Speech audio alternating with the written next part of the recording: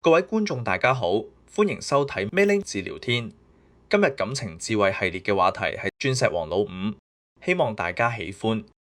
無論你哋係伴侶、親友或同事，當兩個人之間冇話題，並唔係舒服嘅沉默，而係關係變淡嘅開始。治療天嘅視頻為你不斷提供精彩有趣嘅話題，助你深化人際關係。請留言、讚好同訂閱我哋嘅治療天頻道，成為 Mei-ling Circle 小圓圈金會員，仲可以參加我哋超級精彩嘅活動，助你擴寬視野同社交圈。歡迎瀏覽網址 meiling.hk。多謝大家。各位朋友大家好，我係 Mei-ling，歡迎收睇治療天。我哋今日嘅話題係鑽石王老五。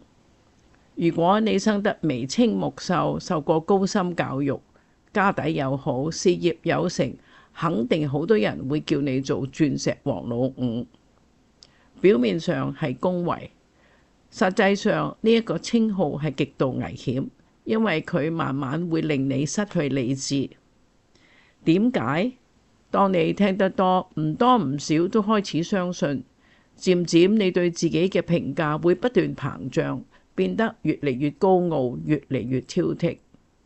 你會不停咁喺度評估呢個夠唔夠好呢？嗰個又配唔配得起你呢？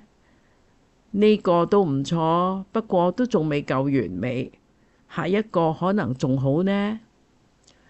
呢種態度就注定失敗，因為成功嘅婚姻永遠都係相輔相成，互相讓步，互相成就，而你追求嘅係單邊主義。試問一個門當戶對嘅伴侶，佢都有佢嘅條件啦。所謂你揀人就人揀你，無論你嘅條件係幾咁威猛，未必係對方所要嘅嘢。以下有幾張圖片係一位心理醫生朋友送俾我嘅，佢話呢啲都係一般所謂鑽石王老五最怕見到嘅情景。佢哋怕被逼婚，所以趁住有機會走就走為上着啦。佢哋怕老婆黐身，從此會失去自由，所以拖得就拖啦。其實呢啲男士可能睇漫畫小說睇多咗，諗多咗啦。今日嘅港女好有性格，相當獨立，怕男人剝奪佢哋嘅自由，反而係一個實際嘅考慮。如是者一年一年咁過去，好快就算青春尚未耗盡，巔峰期都已經過去。以前嘅老友全部都話要湊仔，忽然間自己一個人食飯，有啲唔慣。再過多幾年，你忽然覺得以前嗰啲死黨個個都係忙於工作同埋家庭，就算自己有事去醫院覆診都冇人陪。唉，真係唔係幾好過。想揾嗰啲年輕貌美，仲可以同你生兒育女嘅對象，唔會覆你電話。點解？佢哋已經覺得你太老啦。以下有幾位至今尚未結婚嘅鑽石王老五。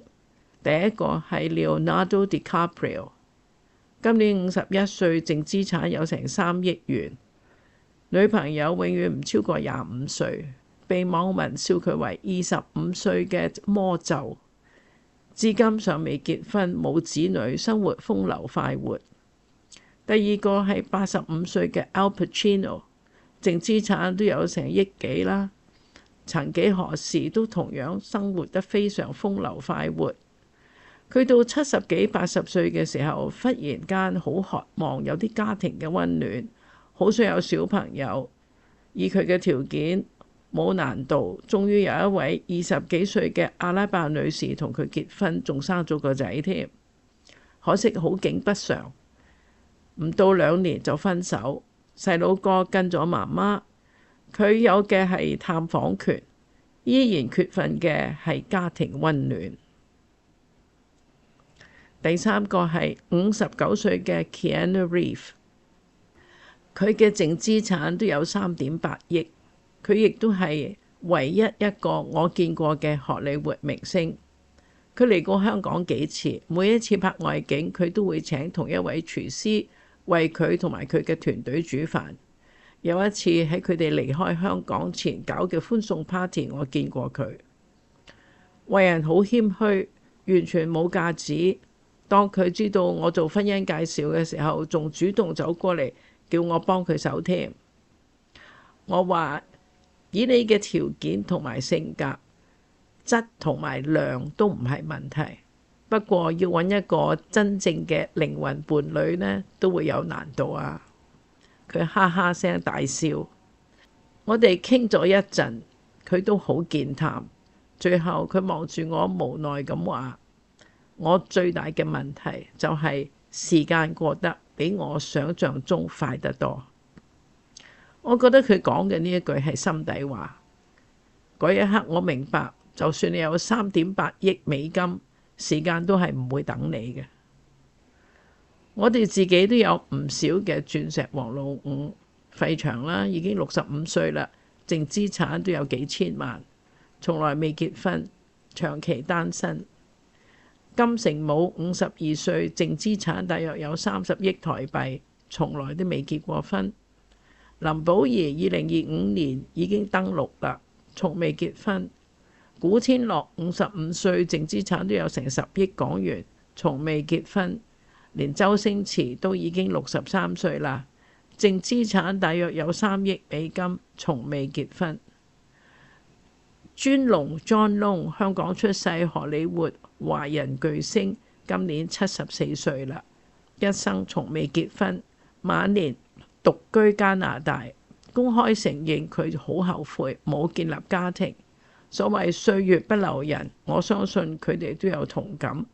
就係時間過得比想像中快得多。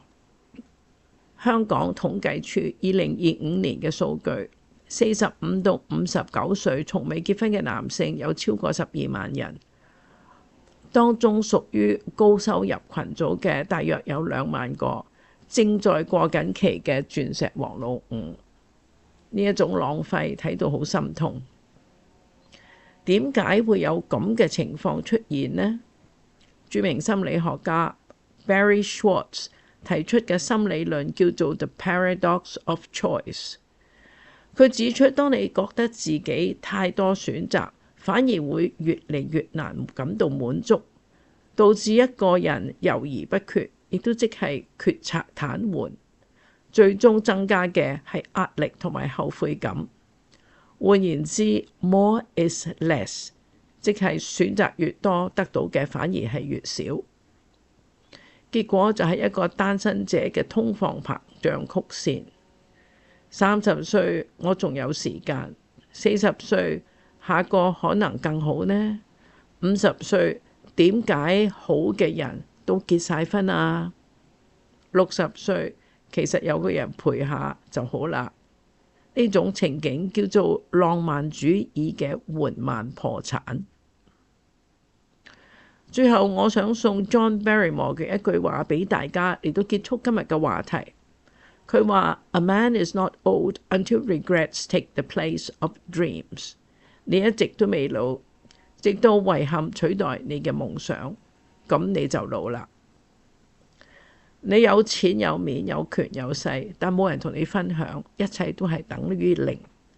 下一次有人叫你做鑽石王老五，最好就係一笑置之。